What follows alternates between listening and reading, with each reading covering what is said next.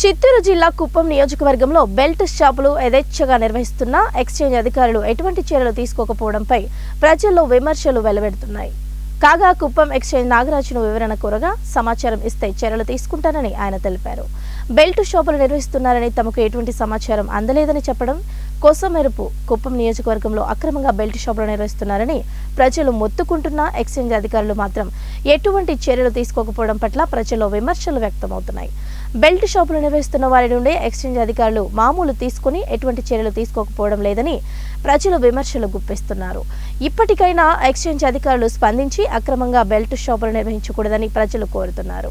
కర్ణాటక తర్వాత శాంతిపురంలో ఓవరాల్ 11 ఉన్నాయి. 11 షాప్స్.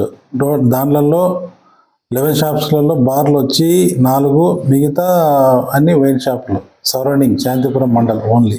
తర్వాత రామగుప్పంలో 6 ఉన్నాయి. దాంట్లో బార్లు 2, షాప్స్ 4 ఉన్నాయి. మొత్తం ఓవరాల్గా మనకు వైన్ షాప్స్ 11, టోటల్ బార్స్ 8 ఉన్నాయి. Only 4 mandals. 0 కిలోమీటర్ నుంచి 5 km to Kuppam constituency. NDPL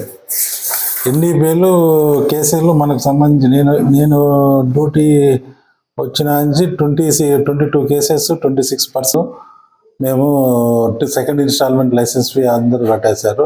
గవర్నమెంట్కి 1.2 crores అందరు ఆల్మోస్ట్ అందరు కట్టేశారు. 20 డేట్ లాస్ట్ కాబట్టి అందరు కట్టేశారు. ఇప్పుడు నేను 1వ తేదీ జాయిన్ అయినాను గత నెల.